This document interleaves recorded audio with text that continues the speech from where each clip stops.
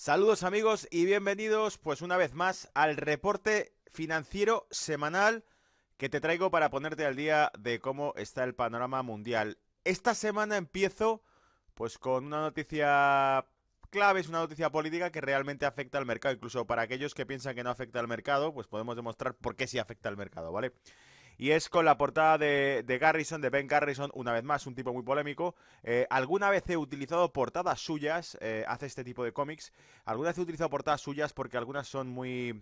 sintetizan la situación actual en un solo dibujo, ¿vale? En este caso, la noticia principal que trato y que saco hoy en portada es que finalmente el informe de Mueller, después de 2 años de investigación, concluyen que no existía una trama o que no hubo colusión entre Donald Trump o la campaña presidencial de Donald Trump y Rusia después del bombardeo mediático que se hizo con ello, ¿vale?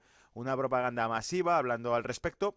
Tanto es así que incluso he llegado a ver hoy, a través de Twitter, um, el vídeo de una presentadora de CNBC, creo que era, que se le saltaban las lágrimas al leer la noticia de que no había pruebas de colusión y le da bastante pena. Entonces, Ben Garrison ha hecho esta portada en la que saca pues a Donald Trump diciendo que es un fracaso, no sale diciendo esto es un fracaso. La taquillera del cine es Hillary Clinton y pone a Hillary Obama 25 million production, una producción de los Clinton de 25 millones de dólares pagada con los impuestos del contribuyente, te pone, ¿no? Y el título que pone al entrar en la sala, entre comillas, a Wild and Crazy Witch Hunt, que es lo que dijo Donald Trump, que era una salvaje y loca caza de brujas la que hacían contra él. Y luego, pues, la portada del show que iba a haber, que era Mueller's Russian Follies, ¿vale? Un musical sobre la búsqueda de corrupción o colusión entre ambos. Y sale Mueller bailando la danza rusa. Bueno, pues esta portada venía a simbolizar cómo esa facción patriótica de la que alguna vez hemos hablado en Brújula de Mercado toma como una victoria esto que ha ocurrido. ¿Qué tiene que ver esto con los mercados financieros? Pues allá por mayo de 2017, cuando un senador demócrata planteó la posibilidad de hacer un impeachment contra Donald Trump, el dólar colapsó, tuvo un flash crash, tuvo una caída bastante pronunciada durante los días siguientes, mientras se especulaba continuamente contra o sobre el impeachment contra Donald Trump, ¿vale? Quitar al presidente de los Estados Unidos, de la mayor economía del mundo, la administración, quitarla de en medio, bloquear la agenda, sin duda alguna genera incertidumbre en la economía global, ¿vale? Porque sigue siendo el buque más grande de toda la economía global y quitas de las manos al capitán de ese buque, por lo tanto puedes provocar una distorsión en el mercado, ¿vale? Sin más historias, vamos a empezar con el reporte semanal y voy a poneros un poquito al corriente de todo lo que traigo esta semana. Por cierto, si eres nuevo al canal, suscríbete porque cada vez hay más. Estamos rozando los 4.750 suscriptores. Os agradezco un montón que os estéis sumando a este canal porque entonces demuestra el interés que hay detrás. Y por cierto, alcanzando los 4.700 suscriptores es cuando se detona esa bengala que llama a hacer un nuevo capítulo de Secretos de Trader, ¿vale? Que en este caso, pues de momento va ganando la historia del dólar y el oro, ¿vale? Así que, y también está por ahí, habéis votado bastante, la votación del vídeo anterior que subí de Secretos de Trader, habéis votado bastante por robots también, para hablar de robots, ¿vale? Entonces podría ser la primera opción la del oro y el dólar, y la segunda la de los robots, que sería para un cuarto episodio, ¿vale? Alcanzando los 5.000 suscritos. Pero en cualquier caso, habrá material de sobra para contar. Claves de mercado. Número 1, trama absuelto de aquella caza de brujas que él decía. Número 2, la curva de tipos de interés de Estados Unidos ya se ha invertido. El año pasado hablé de esto. El año pasado saqué la curva. Incluso el año pasado citaba la diferencia que había entre 2008, 2018 y 2017. Y cómo la inclinación que tomaba la curva de tipos de Estados Unidos nos mostraba riesgos crediticios. La semana pasada, este reporte semanal de Brújula de Mercado te mostraba los datos de deuda pública que arrastra el déficit que arrastra Estados Unidos, alcanzando cifras récord de 22 trillones de dólares prácticamente, y además, bueno, las 14 trillones de dólares de deuda crediticia a nivel privado, ¿vale? En consumo, sumando hipotecas, crédito estudiantil y toda esa mochila. Bueno, pues por aquí se empieza a ver ya un poco por dónde van los tiros de esta economía sobreendeudada, sobreapalancada, y de cómo esa curva de tipos empieza a mostrar los riesgos de que se quiebre, ¿vale? De que se empiece a rasgar la economía.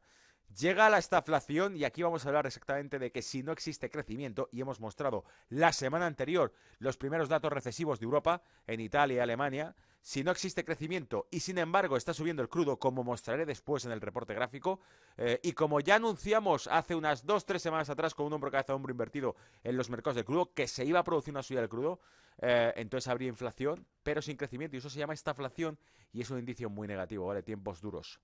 La Fed seguirá reduciendo el balance y esto nos trae a colación el hecho de que si la semana pasada lo que era noticia y lo que se está haciendo eco todos los diarios financieros de internet es de que la Reserva Federal se ha vuelto dovish y que va a ser mucho más suave y que no va a subir los tipos durante este año, que es lo que anunció Powell, y además dijo que se tenía en cuenta una desaceleración económica o teniendo en cuenta la desaceleración económica, etcétera, etcétera. Bueno, pues lo que también dijo es que seguirán con la reducción del balance. ¿Y por qué digo esto? Porque la crisis de Argentina y de Turquía surge a medida que la Reserva Federal pasa de 4,5 trillones de dólares de activos en balance a 4,2. La reducción de 0,3 trillones de dólares llevó al dólar a romper los rangos máximos que había perdido durante el 2017. Nos metió de nuevo en un rango alcista en el dólar y empezó a encarecer la deuda de todos los emergentes emitida en dólares. Esto lo explicamos también aquí en Brújula de Mercado. O sea, el que sigue el canal, toda esta información la tiene bastante bien asimilada ya, está puesto al día de todo esto, ¿vale? Si eres nuevo, pues pégale un repaso. ¿Y por qué digo que el punto 4 y que la Fed siga reduciendo el balance es importante? Porque si en 2018 produjo una subida significativa del dólar más allá de lo que hiciera la Reserva Federal con los tipos de interés, en este caso seguirá haciéndolo porque la reducción que planea es de 4,2 a 3,8, un 0,4, ¿vale? El 0,3 anterior ya provocó una subida fuerte del dólar, el 0,4 creo que lo hará también, ¿vale? Y por eso hablo del futuro del dólar y os traigo unos gráficos para que contrastemos realmente dónde está el dólar en estos momentos. Porque el dólar, amigos, es la moneda mundial. Y el dólar, amigos, influye en la valoración que se hace de los activos globales. El algodón, el trigo, el combustible, la energía, el gas, el petróleo, todo se cotiza en dólares.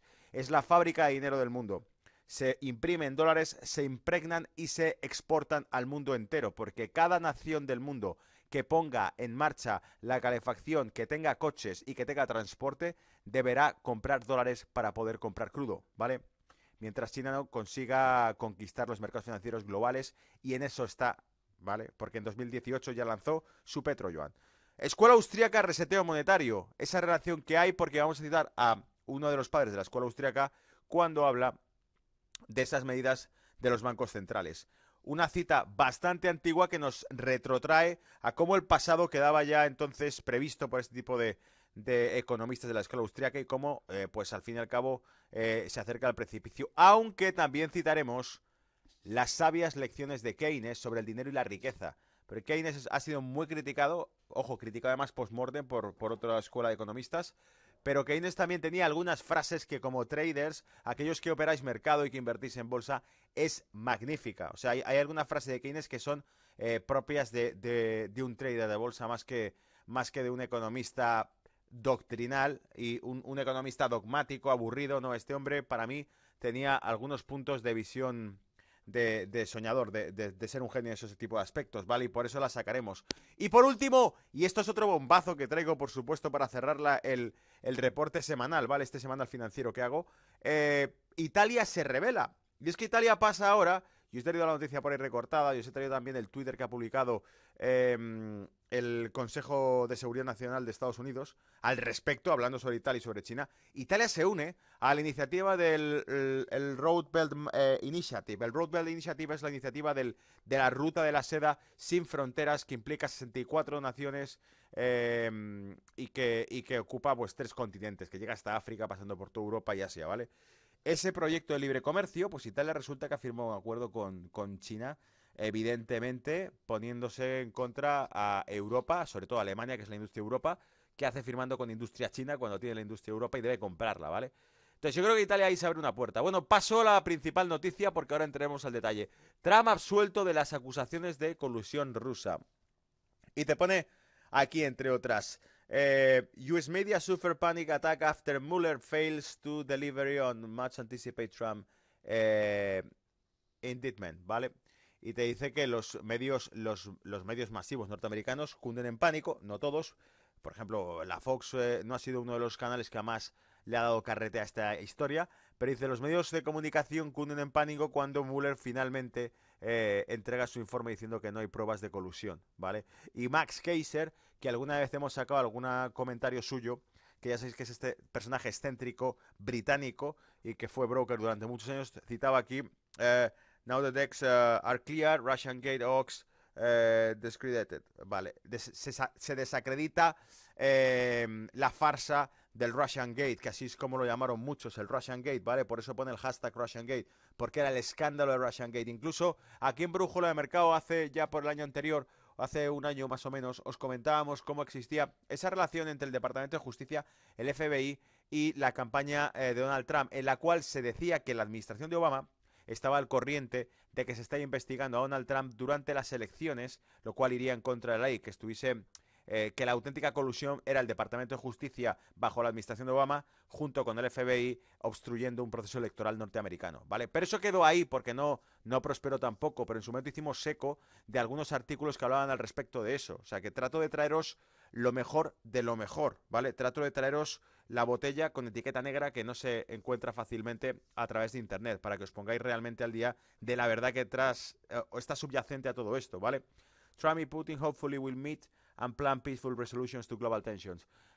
Trump y Putin esperamos ahora sí se reúnan para planificar una resolución y disminuir las tensiones globales, decía Max Keiser, tipo toda la tensión innecesaria que se ha creado entre las dos naciones, pues que además trae muchísima cola, el Deep State y todo ese tipo de cosas que están ahí a través de Siria, a través de una serie de boicots, pues vendría a ser ese enfrentamiento forzado entre dos buques gigantescos, que es el poder militar norteamericano y el poder militar ruso. Como dijo Donald Trump una vez, refiriéndose a Keynes, dijo... John McCain dijo, este hombre está obsesionado con la Tercera Guerra Mundial, porque John McCain propuso que se derribasen los aviones rusos que sobrevolaban Siria, ¿vale? Y de una cosa, como quien no quiere la cosa, pasa a otra, porque ahora te voy a hablar de la curva de tipos de Estados Unidos y de cómo quedó advertido, porque esto hace más de un año que empecé a hablar de esto. Esta curva de tipos, fijaros, esta es la del año pasado, ¿vale? Que hasta este punto no era mala del todo, aunque la del año anterior era un poquito más inclinada incluso. Pero ya hace un año empecé a hablar de que el aplanamiento de esta curva, desde luego, no era un síntoma muy bueno. Ahora ya se ha invertido, ¿vale? En su momento lo que advertí es que la inversión de curva de tipos era un sinónimo previo a defaults, a riesgos crediticios, y aquí se ha producido, ¿vale? Aquí se ha producido. Si veis, a 3 meses y a 6 meses, superamos el yield, los bonos a 3 meses y 6 meses, superan el yield del de 10 meses, ¿vale? ¿Lo veis? Lo superan. Lo cual quiere decir que el de 10 meses, que está por debajo del 2.5, ha sido superado por 3 meses o 6 meses. El bono, la financiación a corto plazo, necesita pagar más tasa de interés que la de largo plazo, lo cual no tiene sentido desde un punto de vista del riesgo. Tú le cobras más interés a alguien por una deuda que le vas a facilitar, le vas a prestar dinero en una deuda a 10 años. Hay más probabilidades de que durante 10 años pase algo que te impida cobrarle y por lo tanto las tasas de interés cotizan del corto plazo al largo plazo de manera ascendente, cuando la lógica está detrás de eso. Cuando se produce una inversión en la curva de tipos y el corto plazo cotiza por encima del largo plazo, significa que hay riesgos en el corto plazo de que no pueda cobrar. Es decir, que como se cotiza el dinero en el corto plazo, se pide una tasa de interés superior porque existen mayores miedos en el corto plazo que en el largo plazo. ¿Vale? Y eso es un síntoma muy, muy malo. De hecho, la economía griega invirtió su curva de tipos antes del default, ¿vale? Tenía la curva de tipos así, antes del default, ¿vale? Y cuanto más riesgo tenga y más especule con que el país quiebra, más se incrementa el corto plazo, ¿vale? Porque menos te fías a la hora de prestarle. ¿Y qué pasa? Que empiezan a pedir crédito del corto plazo para poder financiar la deuda del largo plazo y se meten en una espiral de la que ya no pueden salir, ¿vale? Porque ya no hay dinero para poder tapar el agujero. Bien, de eso pasamos a llega la estaflación, fin del estímulo monetario, riesgos de estaflación y pongo el crudo subiendo y el ratio interbancario por los suelos, terreno desconocido pero no tiene buen aspecto. Y digo esto porque en este caso lo que nos fijamos es la evolución del precio del crudo en contraste con la tasa de interés interbancaria que existe en Estados Unidos. Lo veis que estamos en cero, ¿vale? Lo tenemos aquí a través de 0HH y vemos como a medida que se cruzan, que la tasa interbancaria disminuye, mientras que el crudo sube, se produce cuando en 2008, ¿vale? De nuevo aquí el crudo está subiendo con la tasa de interés interbancaria por los suelos. Y la relación es sencilla, ¿vale? ¿Por qué esto indica estaflación? Porque cuando la tasa de interés es muy baja, ¿vale? Y cuando sube el crudo, en principio, todo esto lleva a generar, de un modo u otro, dinero barato y energía subiendo, inflación, ¿vale? Y cuando la inflación sube, pues evidentemente tiene que haber crecimiento económico. Pero como la tasa de interés está muy baja, significa que no hay crecimiento económico. El crecimiento económico implicaría mayor aumento del consumo, mayor aumento de la inversión, y eso haría que la tasa de interés empezase a calentarse. Y por eso tendrían que subirla, ¿vale? Para encarecer un poquito más el crédito porque se está consumiendo mucho crédito, ¿vale? Pero no ocurre. Y como no ocurre, pues vemos que se empieza a calentar la olla con esto y existen riesgos de estaflación. Luego traigo el gráfico del crudo al detalle, porque acordaros que si algo hace Brújula de Mercado, no es solamente comentarte cómo está el mundo en cuanto a una visión que realmente te permita metabolizar, interpretar toda la información que circula de uno a otro y discernir cuál de ella es la que realmente nos está diciendo cómo está el mundo ahora mismo. Pero más allá de eso, hay gráficos que sacamos en estrategias semanales donde indicamos cuál va a ser los movimientos de los precios de los principales activos del mundo, porque donde está el dinero y está el riesgo, es ahí donde está el interés, es ahí donde podemos ver realmente qué es lo que mueve el mundo, los flujos de capital, ¿vale? Y paso con esto a el balance de la fábrica de dinero de la Reserva Federal, porque dice, la FED abandona los planes de alza de tasas para 2019 a medida que la economía se desacelera y la inflación se suaviza. Hace ya un par de meses os saqué los primeros gráficos de inflación mostrando que era fuertemente decreciente y que por lo tanto veríamos como no habría justificaciones para seguir subiendo los tipos. ¡Pum! Pues acertamos, ¿vale? Así fue. Meses después vemos que empieza a cumplirse el pronóstico. Además, la Reserva Federal proporcionó más detalles de sus planes sobre el balance de lo esperado, lo que también representó una gran sorpresa para el mercado. No se esperaba que hiciesen referencias al balance de la Reserva Federal y sin embargo las hicieron. Aquí están los detalles de las decisiones de la Reserva Federal en cuanto al balance. La Reserva Federal reducirá el ritmo de reducción del balance, general, que comenzará en mayo y que finalizará en septiembre. Eso es antes de lo esperado. Es decir, se esperaba que la reducción del balance se prolongase. En cambio, lo van a hacer hasta septiembre. Sin embargo, y aquí viene el apunte, a mí lo que me llama la atención es la cantidad de balance que va a ser reducido. La Reserva Federal entonces mantendrá el tamaño de su balance fijo. Los economistas dicen que el balance total será alrededor de 3,8 billones en comparación con los 4,5 en su punto máximo. Pero es que durante 2018 pasamos de 4,5 a 4,2 y disparó el precio del dólar y detonó esa crisis que afectó a todos los emergentes o a todo país que tenga una divisa propia y que no sea ni el euro ni el dólar, pero principalmente Argentina y a Turquía, ¿vale? De hecho, Erdogan, recordadlo, sacamos también aquí en Brújula Mercados, el comentario que hizo Erdogan diciendo que llamaba a todos los turcos a sacar sus dólares y venderlos para comprar lira turca, que necesitaban apoyar al país ahora más que nunca, ¿vale? Y bueno, pues ese efecto es el que tuvo, y por eso digo que aunque sea menos de lo esperado, una reducción del balance a 3,8 billones, habrá que verla. Tendremos que ver cómo se produce esa reducción, ¿vale? Y aquí el gráfico del futuro del dólar. ¿Por qué? Porque este gráfico, que ya lo saqué la semana pasada, nos mostraba esto. Estamos en este punto ahora mismo, ¿vale? Ha habido una caída del dólar durante la semana anterior y de nuevo lo retoma. Por lo tanto, este canal alcista que vemos en el dólar no termina de desaparecer y por eso tengo confianza en que el dólar puede dar una sorpresa. O sea, esto sigue apuntando para arriba, ¿vale? ¿Y por qué? Porque fijaos, esta zona, esta línea que veis aquí negra, ¿la veis? Es esta línea negra de aquí. ¿Vale? ¿Y qué pasa? Que hablamos desde los años 70. Desde los años 70 hemos encontrado ciertas líneas que demuestran estos niveles, ¿vale? Entonces, no va a llegar a este nivel el dólar. Es muy probable que nunca llegue a ese nivel, a menos que el resto de monedas se debiliten mucho, y con eso me refiero al euro, porque estamos viendo el DXY. El DXY es el índice dólar formado desde los 60, en los que se pondera la moneda contra la que pesa el dólar, y la que más pesa es el euro. Si el euro cayese abruptamente, sin duda alguna esto se dispararía cada vez más rápido hacia arriba, ¿vale? De hecho, si queréis ver este gráfico y le dais la vuelta, es el gráfico del eurodólar prácticamente, ¿vale? Pero invertido. Bueno, yendo al punto, lo que quiero decir con esto es que muy probablemente asistamos a un fortalecimiento, como sigo insistiendo desde hace meses ya, en que el dólar seguirá fortaleciéndose, sospecho, hasta estas zonas, ¿vale? Incluso, yo qué sé, podría llegarte al techo del canal, que son los 100 puntos. Pero por lo menos los 98, los 99 en estas zonas, por lo menos veremos que se aproxima, ¿vale? Y claro, esa reducción de balance que decíamos hace un momento, sin duda alguna fortalecería esa subida del dólar, ¿vale? Porque esto fue la reducción de 4.5 a 4.2. La de 4.2 a 3.8, ¿por qué no te va a llevar aquí? ¿Me seguís? Y claro, súmale eso a los problemas que pueda tener el euro, que sin duda alguna el euro caería y por lo tanto cada vez flotaría más el dólar, ¿vale? Cada vez estaría más fuerte. Bien, y luego, por supuesto, cuando llegásemos a esos niveles, quedaría la vuelta a todo, ¿vale? Probablemente, probablemente.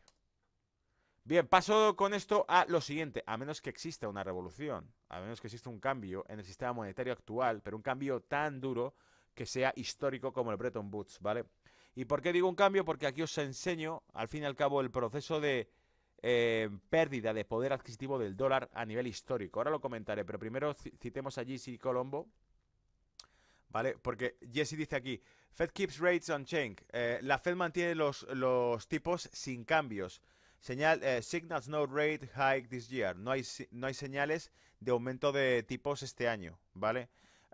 Because of our economy driven by bubbles and those bubbles cannot handle higher interest rates. Porque nuestra economía está dirigida por burbujas y esas burbujas no pueden lidiar, no pueden manejar los aumentos de tasa de interés. O sea, lo que Jesse Colombo nos dice aquí es que, evidentemente, lo que le falta decir a la Fed es no se van a subir tipos, permaneceremos sin cambios porque nuestra economía está principalmente inflada, apalancada y cualquier subida de tipos puede pincharla, ¿vale? That's literally all you need to know about today's Fed decision. Eso es todo lo que necesitas saber literalmente sobre la decisión de hoy de la Reserva Federal. Esto es lo que publicó Jesse Colombo. Le sigo a través de Twitter y me pareció muy interesante su comentario. Y te pone, and yes, massive crisis still guaranteed. Y sí, todavía una crisis masiva está garantizada. Y entonces cita aquí a Ludwig de la escuela austríaca. Te dice, there is no means of avoiding the financial collapse of a boom brought about by credit expansion. The alternative is only whether the crisis should come sooner or result of a voluntary abandon of further credit expansion, or later has a final and total catastrophe of the currency system involved. Dice, no hay punto sobre discutir sobre un colapso final, ¿vale? De la expansión crediticia, de la fabricación de dinero, de la expansión crediticia, de generar crecimiento a través de prestar dinero deudado, ¿vale?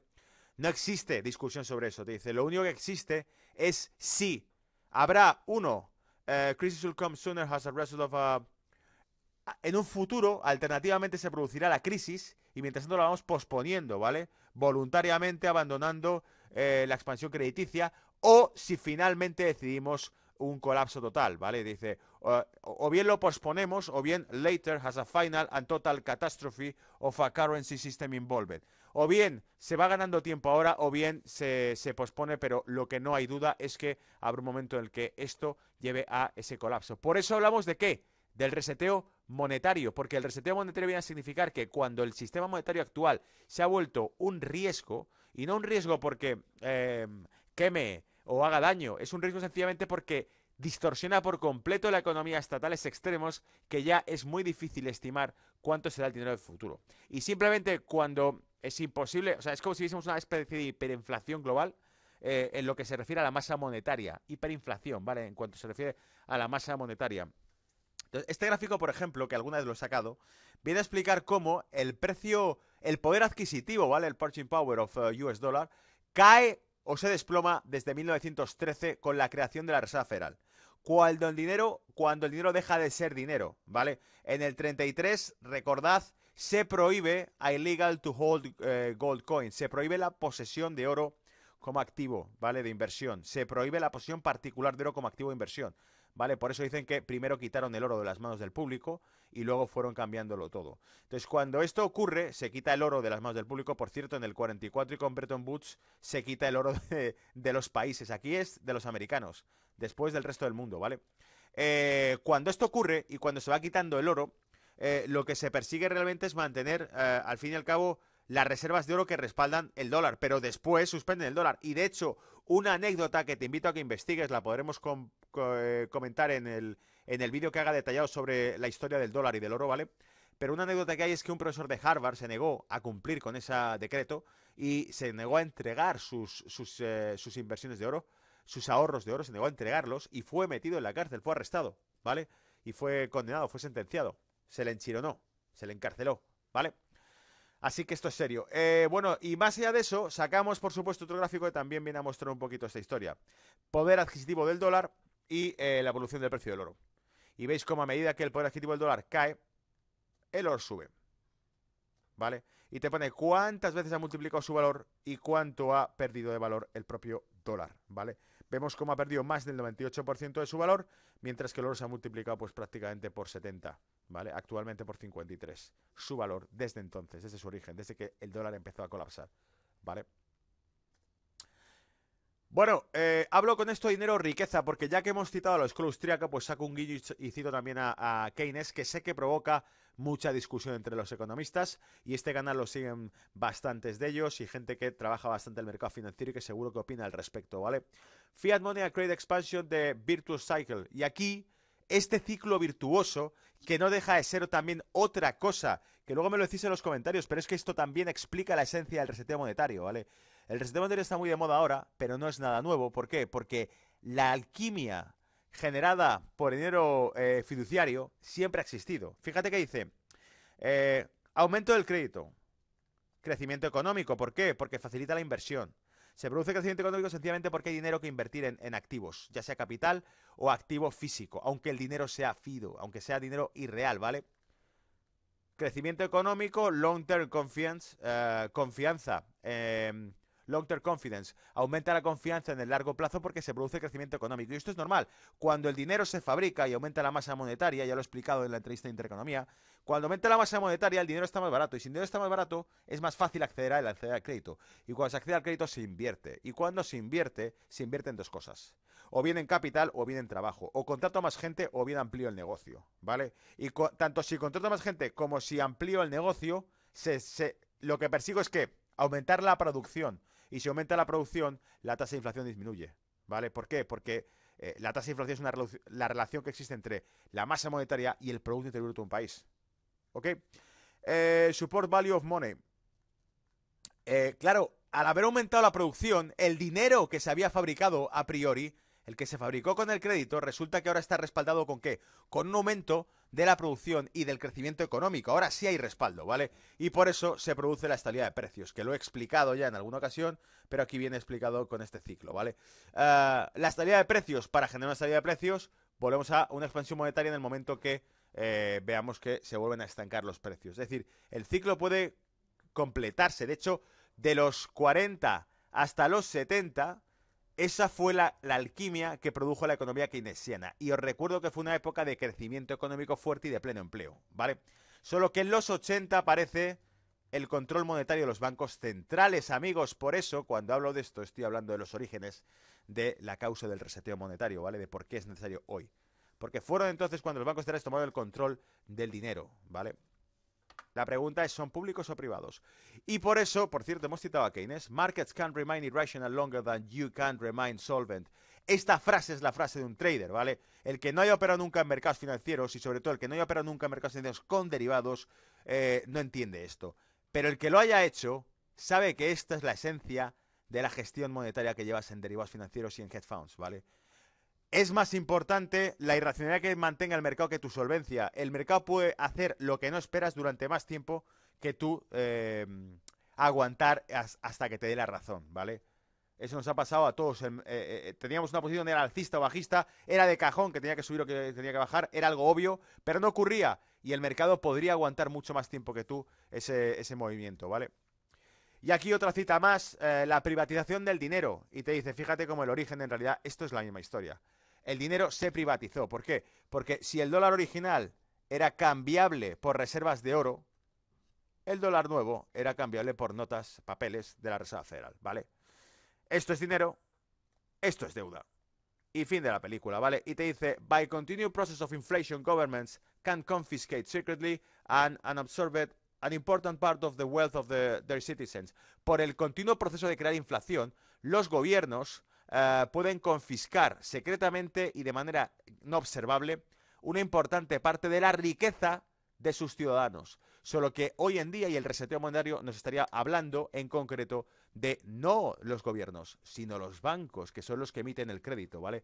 Actualmente esta película cambió. Son los bancos privados los que emiten el crédito, los que generan inflación a través del crédito, la emisión crediticia de deuda, ¿vale? Y los que al fin y al cabo se quedan con tu aval cuando no puedes devolver el crédito. Te prestan 100 a cambio de un activo que valga 100 o más, generalmente más de 100, porque por eso es un aval. Y cuando no puedes pagarlo, al fin y al cabo sigues debiendo la deuda, pero se quedan con tu aval de 100, ¿vale? Como decía la película, el concursante, por nada y a cambio de nada, ¿vale? Y con esto cerramos con la historia de Italexit, ¿vale? ¿Por qué hablo de Italexit? Porque Italia se revela e Italia cierra un acuerdo de libre comercio con China. Italia firmó este sábado un acuerdo con China para unirse a la nueva ruta de la seda y se convierte en el primer miembro del G7 que se suma al gran plan comercial del gigante asiático. El proyecto incluye a más de 60 países que suman el 30% del PIB mundial. No obstante, este acercamiento no caería bien en la Unión Europea y Estados Unidos, que en reiteradas ocasiones han expresado su preocupación sobre la creciente influencia de Pekín.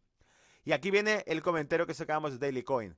Los Estados Unidos advierten sobre la posibilidad de que Italia vuelva a ser grande gracias a la iniciativa BRI, Belt and Road Initiative de China. El Consejo de Seguridad Nacional de Estados Unidos emitió una advertencia directa a Italia el fin de semana pasado por su comodidad con China. El país ha estado considerando la posibilidad de participar en la iniciativa Belt and Road de China, donde un segmento del esfuerzo económico mundial tiene como objetivo unir Europa y China, ¿vale? Italia es una importante economía global y un gran destino de inversión. Respaldar el BRI le da legitimidad al enfoque de depredador de la inversión de China y no traerá beneficios para el pueblo italiano, tuiteó el Consejo de Seguridad Nacional de Estados Unidos. Y hasta aquí, puede que hasta tenga argumentos. Es decir, ya comentamos aquí en Brújula de Mercado aquel artículo en el que hablábamos del Indian Times, un diario financiero indio, en el que hablaba claramente que decía, acordaos por favor de esto, porque lo que os voy a decir ahora tiene mucho peso. Aquel diario dijo, o la Unión Europea es capaz, Europa es capaz de presentar un proyecto, un modelo de desarrollo económico sostenible, ¿vale? Sostenible en el tiempo, o el modelo de desarrollo económico chino acabará expandiéndose en Europa. Eso lo citamos hace ya casi 2 años en este canal. En este canal, si el modelo de la Unión Europea, el modelo económico de la Unión Europea no daba nuevas soluciones al crecimiento económico en Europa, por eso Italia ha pataleado durante meses con romper el acuerdo de límite de gasto público. Italia está harta del ajuste económico que le ha impuesto la Unión Europea y que le ha generado pues que siga aumentando la deuda italiana sin que haya crecimiento. Y es normal, los Estados Unidos de Europa costarán una quiebra de estados, como dijo José Carlos Díez, ¿vale? Pues esto viene a ser la traducción de todo aquello. Ahora Italia apuesta por ese modelo económico chino, que sin duda alguna traerá empobrecimiento en cuanto a lo que se refiere a las condiciones de trabajo. O sea, a nivel comercial traerá mucha riqueza, pero las condiciones laborales, que son las que luchaba Trump, aquel acuerdo comercial que puso Trump de decir, bueno, dejaremos que se haga un libre comercio de vehículos, siempre y cuando el 40% del valor de ese vehículo se haya producido en un área económica donde el sueldo sea $16 la hora como mínimo, como suelo, como base, ¿vale? En cuanto a la industria automovilística. Es decir, políticas de control de precios para que no caigamos en la esclavitud, ¿ok? Y en esto hemos entrado. ¿Pero por qué hace esto Italia? Muy probablemente Italia hace esto porque ve que ante un futuro, y por eso lo titulo Italexit, un futuro en el que se siga revelando Italia, correrá el riesgo de que le den puerta, es decir, que la deuda italiana empiece a dispararse, a sobrecalentarse, y porque el Banco Central Europeo le deje dar soporte a la deuda italiana. Como España, España se porta bien, tiene soporte. No se porta bien, se dispara la prima de riesgo, ya verás. ¿Vale? En este caso igual, si cortan el grifo de las compras de deuda italiana, el Banco Central Europeo, Italia se irá a la quiebra. Y si Italia se va a la quiebra, solo hay un gigante que pueda apoyarla. Es o Estados Unidos o China, ¿vale? Cuando esto ocurrió con Grecia, os recuerdo, cuando Grecia ya se especuló y había un plan concreto para salir del euro, tuvo reuniones con Rusia, que además anunció proyectos de inversión en Grecia. Automáticamente se llamó al orden al primer ministro griego, ni de coña, ni se te ocurra aliarte con Rusia porque eres un país estratégico en el Mediterráneo, miembro de la Unión Europea y de la OTAN, ¿vale? Pues esto va a ser un poco lo mismo. Como Italia profundice mucho en esto, le va a tirar de las orejas. El problema es que Italia es la tercera economía de Europa, ¿vale? Y por eso Alemania y Francia tienen miedo a esto.